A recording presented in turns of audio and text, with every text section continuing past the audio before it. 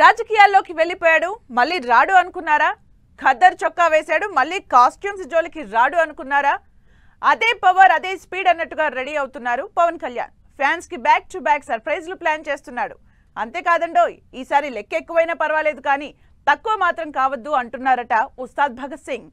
Politics కి కాస్త break ఇచ్చి జనసేనాని మళ్లీ పవర్ స్టార్ అవతారంలోకి మారిపోబోతున్నారు. ప్రస్తుతం కమిట్ అయిన సినిమాలన్నింటినీ త్వరగా పూర్తి చేయాలనే ప్లాన్ లో ఉన్నారట. మొదట హరిహర వీరమల్లు, ఆ తర్వాత ఓజీ, బ్యాక్ టు బ్యాక్ 2 సినిమాలను వీలైనంత త్వరగా కంప్లీట్ చేసే పనిలో ఉన్నారట. ఆల్రెడీ 2 సినిమాలకు సంబంధించిన షూటింగ్ చివరి దశలోనే ఉంది. త్వరగా ఫినిష్ చేసి రిలీజ్ డేట్ అనౌన్స్ చేయాలని చూస్తున్నారు మూవీ టీం. షూటింగ్ అనుకున్న టైంకి పూర్తయిపోయి ఉంటే హరిహర వీరమల్లు సినిమా మే 9న రిలీజ్ కావాల్సిందే, కానీ పోస్ట్ పోన్ అయింది. ఇక ఈసారి మాత్రం ఎట్టి పరిస్థితుల్లోనూ హరిహర వీరమల్లు, ఓజీ 2 సినిమాలను ఇన్ టైంలో కంప్లీట్ చేసేసి ఇదే ఏడాదిలో ఆడియన్స్ కి మంచి ట్రీట్ ఇవ్వాలని చూస్తున్నారట పవన్ కళ్యాణ్. రీసెంట్ గా తన ప్రొడ్యూసర్స్ తో సమావేశమైన పవన్ త్వరలోనే అన్ని సినిమాల్ని పూర్తి చేస్తాను అని హామీ ఇచ్చారు.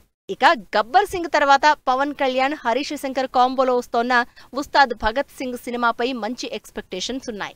కానీ సినిమా ఎప్పుడు పట్టాలెక్కుతుందనే విషయంపై క్లారిటీ లేకపోవడంతో ఇన్నాళ్లు రకరకాల రూమర్స్ వినిపించాయి. అయితే ఓజీ షూటింగ్ కంప్లీట్ అయ్యాక ఉస్తాద్ భగత్ సింగ్ సినిమా మొదలవుతుందని, వచ్చే ఏడాది షూటింగ్ స్టార్ట్ అవుతుంది అంటున్నారు.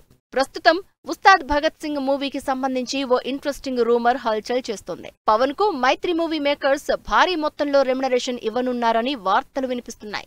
పవన్ క్రేజ్ని దృష్టిలో పెట్టుకుని దాదాపు 170 కోట్లు రెమ్యునరేషన్ ఇవ్వనున్నట్లు ప్రచారం జరుగుతోంది.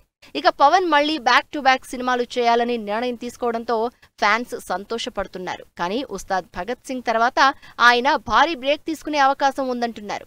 ఏదేమైనా పవన్ సినిమాల కోసం ఫ్యాన్స్ అంతా ఆసక్తిగా ఎదురుచూస్తున్నారు.